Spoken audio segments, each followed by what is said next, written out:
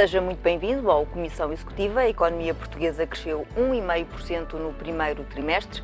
O INE reviu em alta o crescimento homólogo do Produto Interno Bruto com base na aceleração da procura interna. No programa de hoje, debatemos as oportunidades e os desafios para a economia portuguesa nos próximos meses.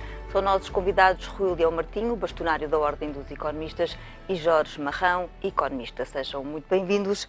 Jorge Marrão, começando por si, que análise é que faz destes últimos dados do INE sobre a economia portuguesa? Temos um crescimento do investimento e do consumo privado. Sim, eu penso que o crescimento que nos deveria tornar mais otimistas seria um crescimento que fosse acima da média europeia. Eu estive a ler o relatório do FMI sobre Portugal de abril de 2015 e eles ressaltam 2 ou 3 temas. Um dos temas fundamentais tem a ver com a fragilidade que este crescimento, com que este crescimento está a acontecer.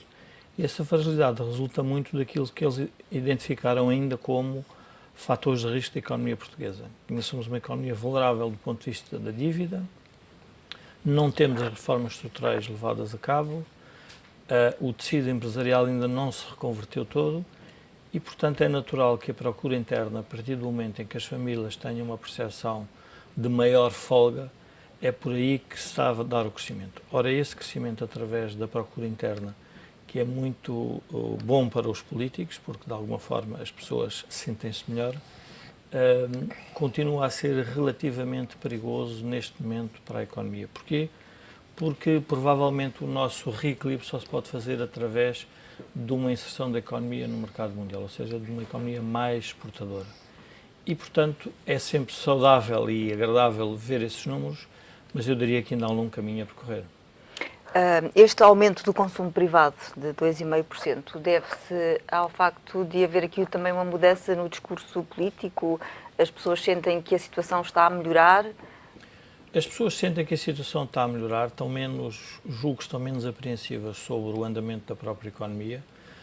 Estes últimos anos foram muito violentos para as famílias, para as empresas e também para o próprio Estado, porque, no fundo, vivemos no tal período da austeridade e a ideia que estamos com alguma fadiga da austeridade também está a levar a que as pessoas mudem um pouco os seus comportamentos. Em todo o caso, penso que se tivermos que olhar a longo prazo, que é o que provavelmente interessa mais à economia, e não os ciclos mediáticos, os ciclos eleitorais, os ciclos do poder, eu diria que há um longo caminho a fazer.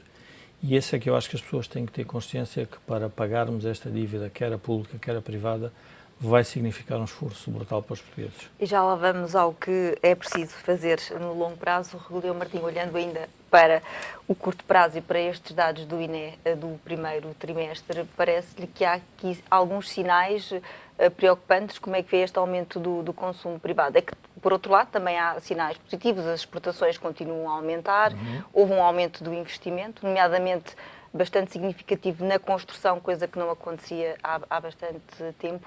Como é que olha para estes indicadores? Bom dia. Eu acho que temos que olhar de uma maneira positiva, é evidente.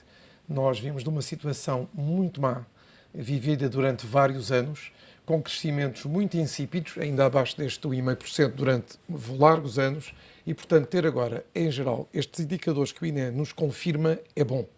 É bom, mas não é suficiente. Aliás, o Jorge Marrão disse há pouco o que é preciso fazer e continua por fazer. Quer dizer, nós temos 41 anos de mudança de regime, temos cerca de 39 anos de constituição formal da Assembleia da República e dos órgãos que nos governam e continuamos a estar à procura das tais reformas que não vêm, mas que são determinantes. Porque se nós não reformarmos a administração pública, coisa que não fizemos coisas esporádicas, coisas esparsas, mas não uma reforma como deve ser, onde olhamos para os serviços, olhamos para aquilo que deve ser suportado por nós, contribuintes, e, portanto, pelo Estado, e aquilo que pode ser provocado, produzido e de maneira, digamos, eficiente por privados, e, portanto, eximirmos parte da administração pública desse encargo, e, portanto, os contribuintes de Portugal também.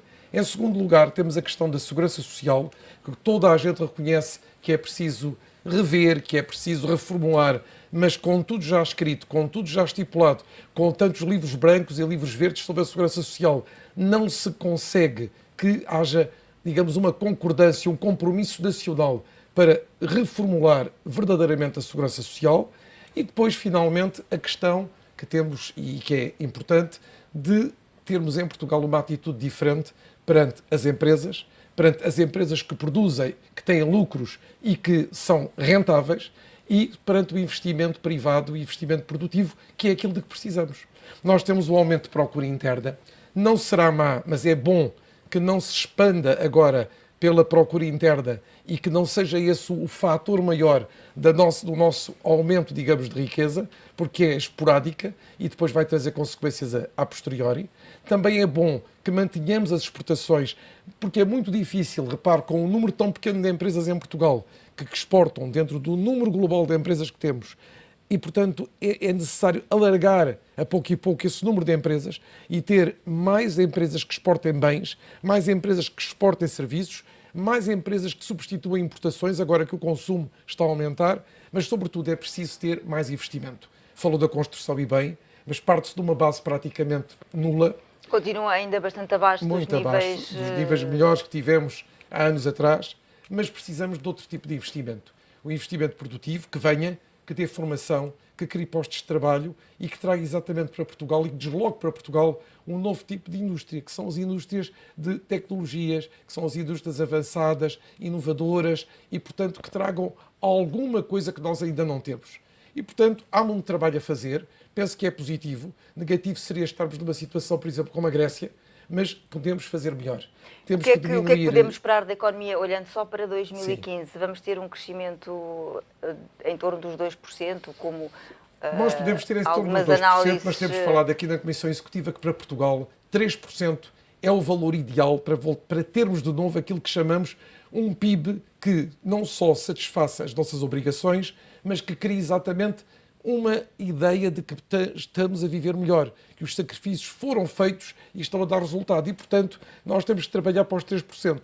E trabalhar para os 3% é cortar na parte pública e cortar, sobretudo, no funcionamento de serviços, na dispersão de serviços, na questão de o que é que pode ser feito, como eu disse atrás, pelo público e pelo privado, é rever a segurança social sem prejudicar os atuais pensionistas, porque esse é um ponto fundamental que não podemos voltar a trabalhar em reduções à base dos contribuintes que tiveram carreiras completas, que tinham pensões, porque há outro caminho, e o caminho tem a ver com um novo sistema de segurança social, com uma transitoriedade para quem tem, por exemplo, entre entrar agora na área do trabalho e, por exemplo, 20 anos de trabalho, e depois aqueles que já têm a sua pensão feita, formulada, paga há muito tempo, há pouco tempo, mas que foi definida de acordo com os critérios que vigoravam na altura.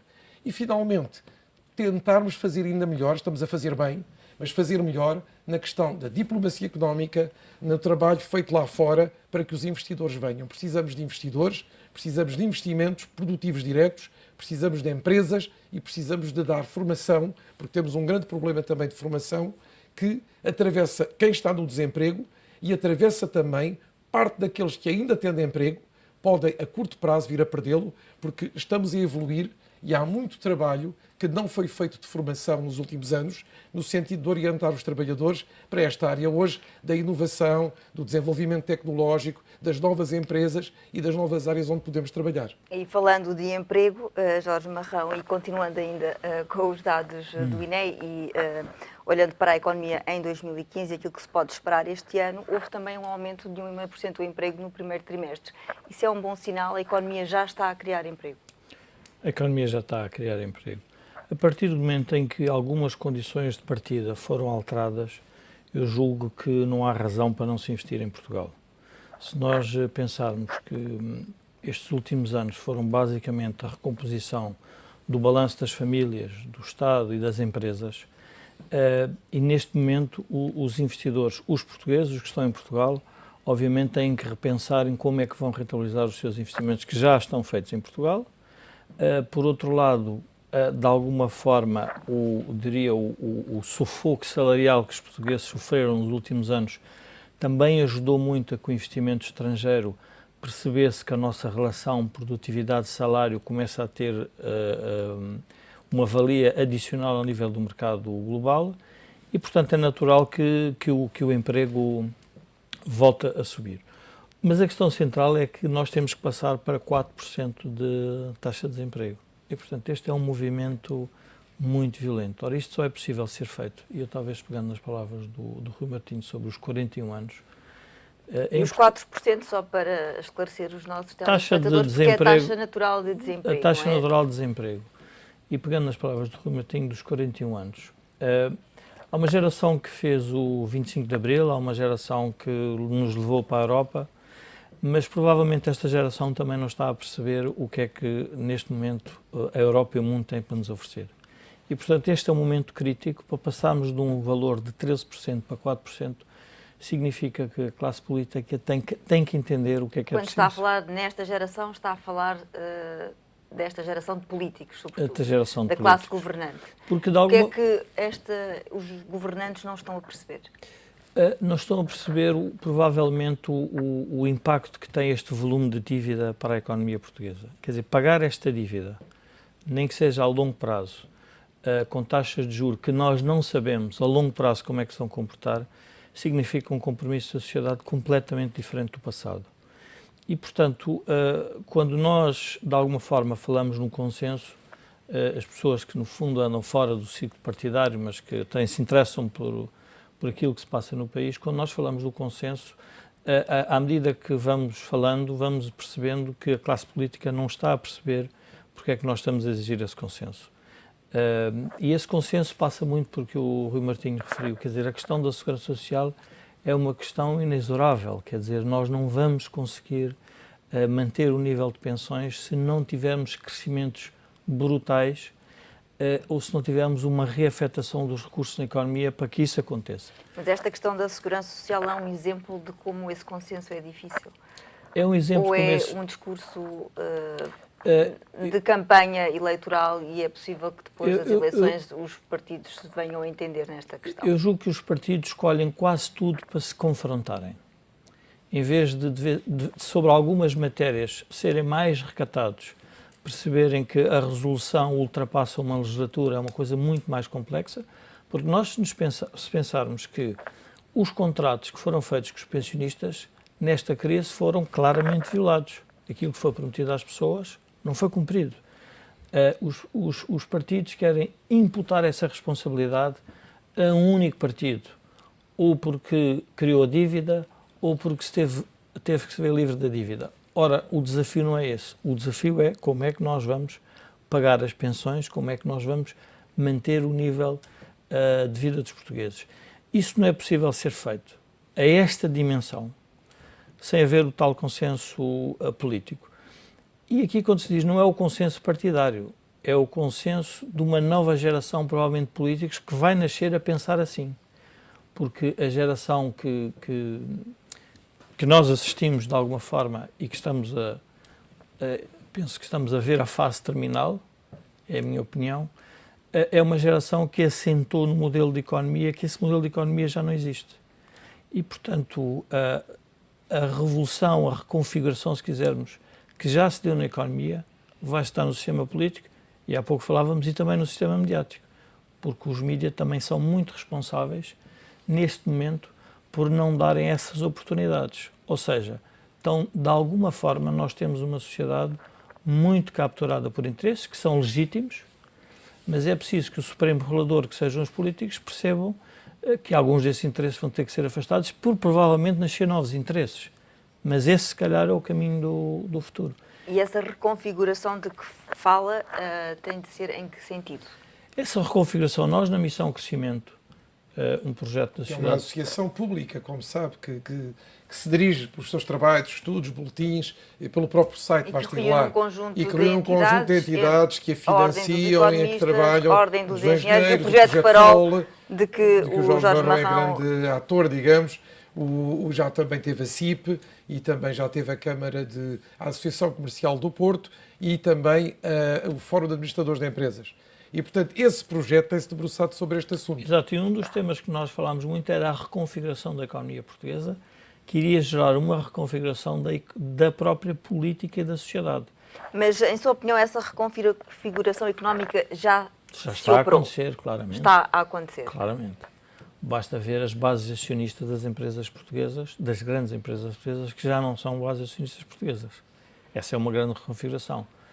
Pagar a dívida significa entrar de novo capital em Portugal, porque, de alguma forma, o que nós geramos foi dívida. E, portanto, é uma sociedade que não tem capital. A pergunta é quem é que vai gerar poupança para os investimentos futuros que a sociedade portuguesa tem que fazer. Ou são os portugueses, através de refriar o seu consumo, o que é sempre muito violento, porque as pessoas estão habituadas ao nível de vida e, portanto, dizer-lhes que é preciso poupar para a sua segurança social, para os desaires da vida, que não há um Estado que as protege em tudo, porque, de alguma forma, o Estado, ele próprio, está-se a ver incapaz de fazer face aos seus compromissos e, portanto, está cada vez mais a lançar impostos e, portanto, a sociedade está a ficar, no fundo, cercada, se quisermos, por impostos.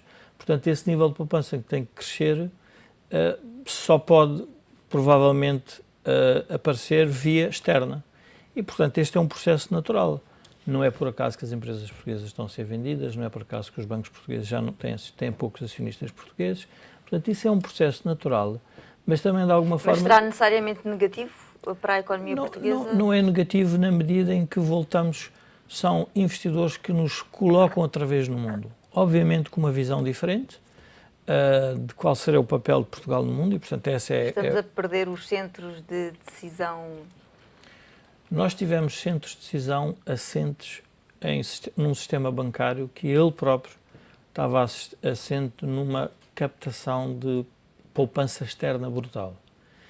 E, portanto, a partir do momento em que o sistema bancário se vê impedido de fazer fluir esses fluxos de dinheiro para as empresas portuguesas que tinham os centros de decisão nacional, obviamente os centros de decisão nacional começam a perder valor, mas nascem outros centros de decisão. E, portanto, o desafio dos portugueses e, de alguma forma, da política portuguesa é perceber como é que esses centros de decisão que, de alguma forma, não estão em Portugal, estão ao serviço de Portugal. E, portanto, essa eu diria que é uma habilidade muito difícil do ponto de vista diplomático e é um papel que obviamente, a política tem que repensar como o vai fazer. Rúlia Martinho, parece-lhe que estas alterações na configuração da nossa economia, a entrada de capital estrangeiro, configuram uma ameaça para a nossa...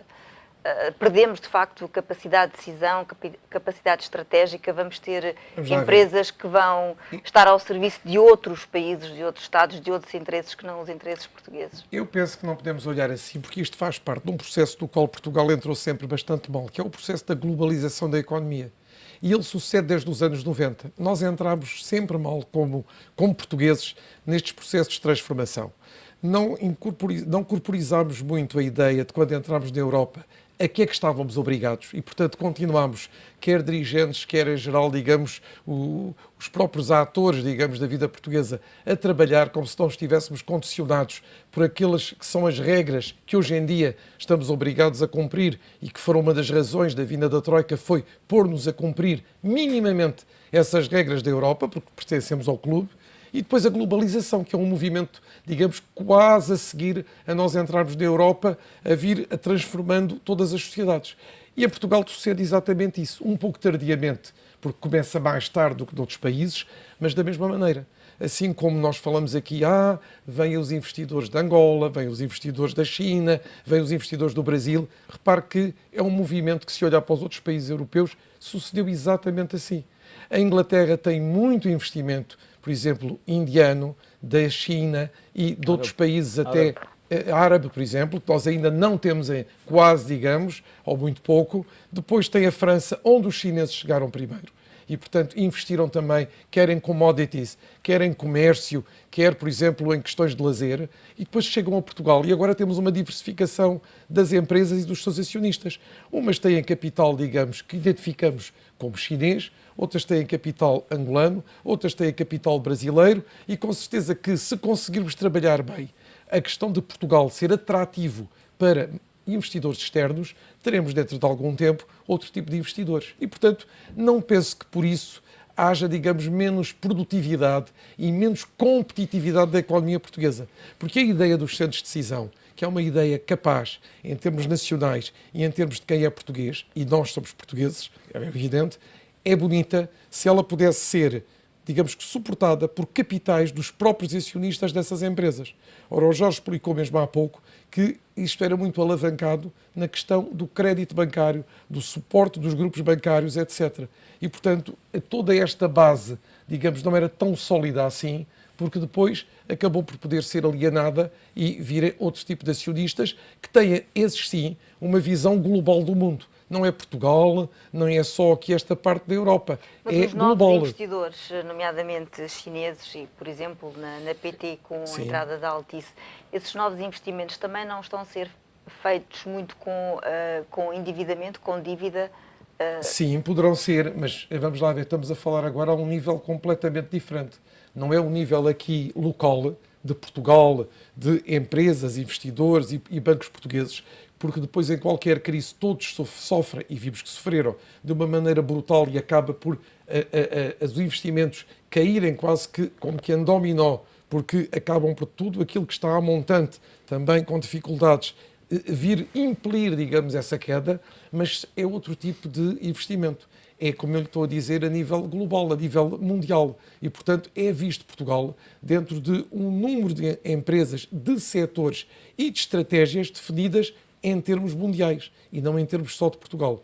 Portugal, tal como os outros países, repare que não somos só nós, a Irlanda, todos, hoje em dia são peças, digamos, de empresas mundiais, a nível mundial e que trabalham exatamente tendo o mundo por objetivo e não apenas um determinado território ou uma parte do território da Europa. Mas é de esperar que sejam investimentos de longo prazo ou podem ser investimentos muito voláteis? O que interessa para os portugueses é que tenham salários. E, portanto, para haver salários tem que haver investimento, qualquer que seja a sua natureza. A questão central sobre a chegada desses investidores, se calhar, tem que ser repensada. É muito difícil uma economia que tem risco, que está a sair de uma crise, que ainda não está, diria, balanceada, que apareçam investidores de muito longo prazo. Têm que ser investidores que apostam no risco. Mas para chegarem aos de longo prazo, têm que primeiro vir os de risco. Não é ao contrário, nunca foi. E, portanto, isso é um processo natural. E porquê é que é um processo natural? Porque as empresas que são oferecidas a esses investidores ainda continuam a ter risco. Se pensar que alguns modelos de negócios que nós estamos a vender são modelos de negócio de alguma complexidade, que não é fácil para investidores de longo prazo. E, portanto, esse é o risco da economia, é a capacidade que esses investidores vão trazer de tentar perceber se conseguem, de alguma forma, reconverter essas empresas. Porque se fosse uma empresa fantástica, também capturava o capital todo do mundo. Portanto, isso, a correlação, quando dizem que o investimento... Portanto, atraímos os investidores que as empresas merecem, entre aspas. Exatamente, assim. Os investidores possíveis, porque se reparar, o Estado português tem feito alguns concursos internacionais e, como tem visto, não tem aparecido muitos investidores. É porque realmente há risco. Porque se não houvesse esse risco... Mais numas empresas do que mais numas empresas do que noutras. Vou pensar na TAP, por exemplo. E a claramente. É mais... Porquê? Porque o modelo do transporte aéreo é um modelo em permanente mutação, é um modelo complexo, há muitas perdas associadas, portanto há oscilações enormes, houve movimentos de fusão, portanto é uma atividade de risco acrescido e, portanto, é natural que apareçam esse tipo de investidores. Nós, como portugueses, só temos que estar satisfeitos por isso. O que acontece muitas vezes é que quem é que não quer que esses investidores cheguem? Que ainda quer continuar a ocupar posições assentes noutro tipo de economia, porque a economia empresarial vive de um modelo concorrencial. Esses investidores concorrem com quem? E o problema que eu vejo muitas vezes é que a classe política, em vez de estimular a concorrência no sentido de levar a que aconteçam estes movimentos, quer de alguma forma tem preferências, quer proteger alguns tipos de interesses, porque acha que esses interesses defendem melhor Portugal, o que também é legítimo do ponto de vista da classe política. Mas também tem que perceber que algumas das vezes também se enganam e, portanto, o que nós temos assistido, provavelmente nos últimos anos, tem sido um constante adiar de um conjunto de reformas que passam por este entendimento, por exemplo, da sociedade. Que tipo de capitalistas é que nós queremos? No fundo, esse poderá ser um mote para voltarmos a falar. Fazemos agora um curto intervalo, voltamos já a seguir. Até já.